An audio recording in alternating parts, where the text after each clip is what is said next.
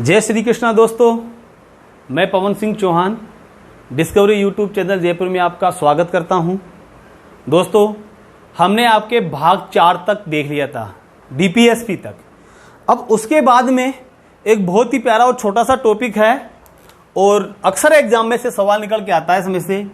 इसका नाम है मूल कर्तव्य। मूल कर्तव्य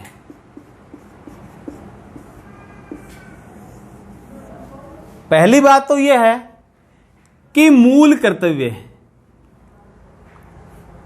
आपका जो संविधान का भाग है,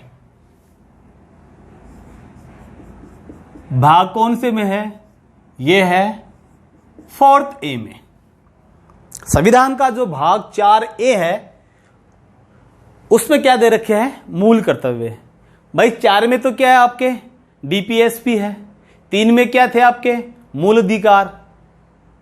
और 2 में क्या था आपका? नागरिकता। 1 में था आपका संघ और राज्यों के संबंध में। तो हमारा ये जो चौथा और इसका जो ए है, इसमें क्या दे रखा है? मूल कर्तव्य। अब जब हम बात करते हैं यहां पर कि ये जो मूल कर्तव्य है, ये आपके मूल संविधान में कितने थे? दोस्तों, कई बार एग्जाम में सवाल आ जाता है कि मूल कर्तव्य मूल संविधान में कितने थे। तो आप एक चीज का ध्यान रखना यहां पर कि मूल संविधान में ये 0। कहने का तात्पर्य है कि मूल कर्तव्य आपके मूल संविधान में थे ही नहीं। मूल संविधान में मूल कर्तव्य की व्यवस्था नहीं थी। लेकिन बाद में जब आपके 42वां संविधान संशोधन 1976 किया गया, और ये किसकी अनुशंसा पे? सरदार स्वर्ण सिंह समिति के आधार पर। सरदार स्वर्ण सिंह समिति के आधार पे आपका 42वां संविधान संशोधन 1976 हुआ। तो स्वर्ण सिंह समिति ने तो क्या कहा था कि 8 जोड़ो, लेकिन इसके तहत 42वें संविधान संशोधन 1976 के तहत आपके यहां पर 10 मूल कर्तव्य जोड़े। तो कहने का तात्पर्य है कि मूल संविधान में तो आपके मूल कर्तव्य थे नहीं, लेकिन 42वें संविधान संशोधन 76 में आपके 10 मूल कर्तव्य जोड़े गए। और इसके लिए जो समिति गठित की गई थी वो कौन सी थी? सरदार स्वर्ण सिंह समिति। फैक्ट के रूप में कभी कभी एग्जाम में ये और पूछ लेता है कि मूल कर्तव्य कौन से देश से लिए गए हैं? तो ध्यान रखना, तत्कालीन सोवियत संघ रूस से, यूएसएसआर। आज वाला रूस नहीं, उस समय का सोवियत संघ रूस, तो वहां से लिए गए थे। और आज हम बात करें वर्तमान में, तो वर्तमान में जो आपके मूल कर्तव्य है वो कितने हैं? 11 है। कहने का तात्पर्य है कि मूल संविधान में भारतीय नागरिकों के लिए मूल कर्तव्यों की व्यवस्था नहीं थी, लेकिन सरदार स्वर्ण सिंह समिति गठित की गई और उसकी सिफारिश के आधार पर ही 42वां संविधान संशोधन 1976 में हुआ और भारतीय नागरिकों के लिए पहली बार यहां पर 10 मूल कर्तव्य जोड़े गए। वैसे तो दोस्तों 42वां जो संविधान संशोधन है वो पूरा का पूरा ही सरदार स्वर्ण सिंह समिति की अनुशंसा के आधार पर ही हुआ था। इस चीज को ध्यान रखना आप लोग। और 10 जोड़े गए, आज 11 हो गए मूल कर्तव्य। जो 11वां है वो क्या है आपका? शिक्षा से संबंधित है। इसका किससे संबंधित है? शिक्षा। और इसको जोड़ा गया 86वां संविधान संशोधन 2002 के तहत। अब सवाल यह बनता है, क्या मूल कर्तव्य की पालना करना भारतीय नागरिकों के लिए आवश्यक है? तो ध्यान रखना दोस्तों, मूल कर्तव्यों की पालना के लिए नागरिकों को बाध्य नहीं किया जा सकता। इसके लिए किसी प्रकार की कोई दंड की व्यवस्था नहीं है। लेकिन आप इस चीज पे विशेष गौर करना कि आपके जो मूल कर्तव्य है, ये जो दे रखे हैं, ये कहीं न कहीं कानून का रूप लेके और हमारे संविधान में निहित है।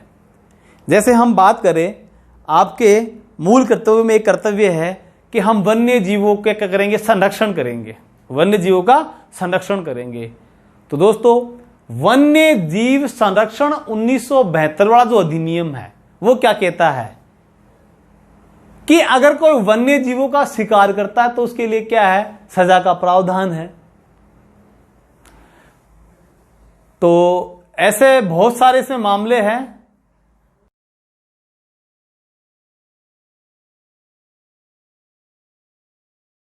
अब हम ये कई बार एग्जाम में देखते हैं कि जैसे RS 2015 सेकेंड ग्रेड का SS का जो पेपर हुआ था 2011 में, और बहुत सारे पेपर ऐसे हुए जिनमें कई बार ये 11 मूल कर्तव्य कौन कौन से इनके बारे में पूछ लिया जाता है। जैसे अगर हम बात करें सीक्वेंस के रूप में भी पूछते हैं, पहला कौन सा है, दूसरा कौन सा है, तीसरा कौन सा, चौथा कौन सा है और 11वां कौन सा है। तो देखो, आपका जो सबसे पहला है वो है कि संविधान की पालना करें। अब आपको की पकड़नी है, याद रखने की दृष्टि से संविधान की पालना करें और इसके जो आदर्श,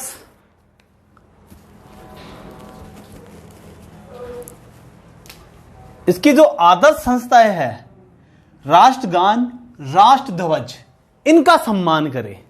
एक विशेष बात, राष्ट्रगान, राष्ट्रध्वज, राष्ट्रगीत का आपका यहां पर उल्लेख नहीं है, केवल राष्ट्रगान का है। तो एक बार एग्जाम में पूछा गया, एक बार क्या राष्ट्र गीत मूल कर्तव्य में शामिल है, तो ध्यान रखना यह इसमें नहीं है।